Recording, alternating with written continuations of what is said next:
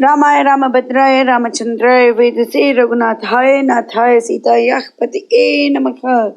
Uttarakhand, chapter number 8. Sumali and Malayavan leave Lanka. The recitation begins now.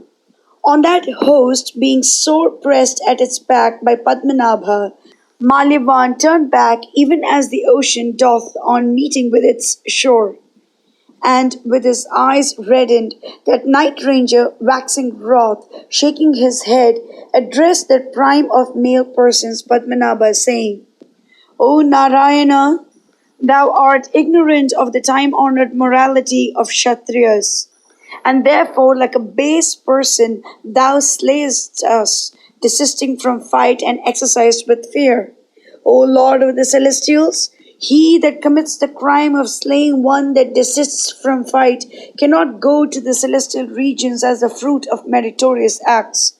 If thou art bent upon battle, O holder of the conch, the discus, and the mace, taking up my post here, I shall see thy strength. Do thou show me the same.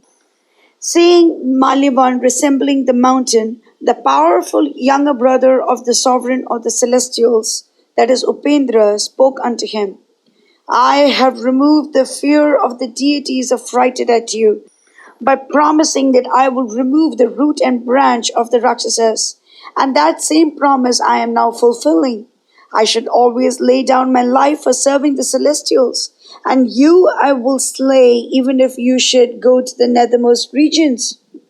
As that god of gods having eyes resembling red lotuses was speaking thus, the lord of Rakshasas in high wrath pierced his breast with a dart, and hurled by the hand of Malayavan, that dart resonant with bells appeared graceful on Hari's breast, like lightning embosomed in clouds. Thereat, drawing out that same dart, that one dear unto the wielder of the dart, that is Kartikeya, having eyes resembling red lotuses, aiming at Malayavan, hurled it at him.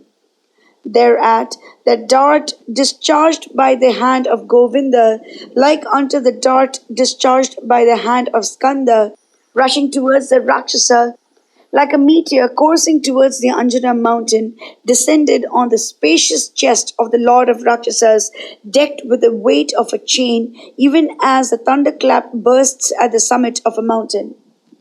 And on having his mail rent, Malayavan was entirely deprived of his senses, but, reposing for a while, he again stood like a moveless hill.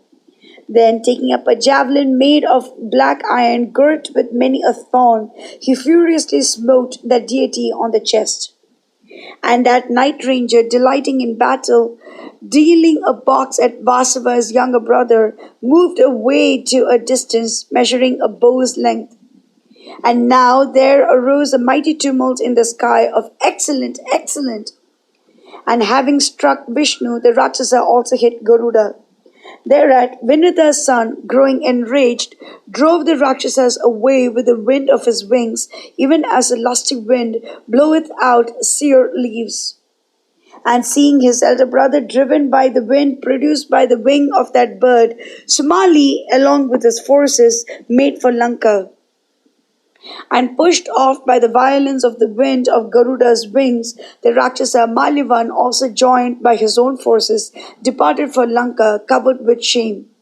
Thus, O Rama, O lotus-eyed one, the Rakshasas had innumerable warriors beaten down and their foremost leaders slain.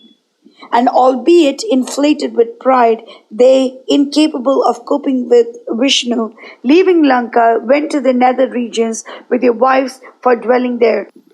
O best of the Raghus, these Rakshasas of celebrated prowess, related to the race of Sala-Kantankata, remained under the leadership of the Rakshasa Sumali. All those exalted Rakshasas going under the name of Paulistya that had been headed by Sumali, Malayavan and Mali were stronger than Ravana. No other than the Lord Narayana, holding the conch, the discus, and the mace, could slay those Rakshasas, foes to the celestials and thorns to the side of the deities.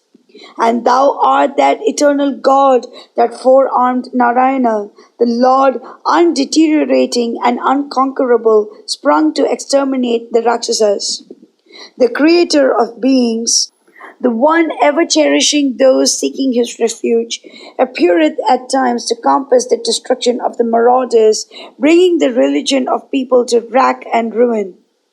Thus, O Lord of men, today I have truly related unto thee at length the origin of the Rakshasas. Again, O foremost of the Raghus, do thou understand the matchless birth and potency of Ravana and his sons related in detail. And that power of Rakshasa Sumali, afflicted with the fear of Vishnu, along with his sons and grandsons for a long time, ranged the nether regions, and the Lord of riches resided in Lanka. Mangalam Koshilendraya Mahaniya Gunaptiye Chakravarti Dhanurjaya Sarvabhaumaya Mangalam.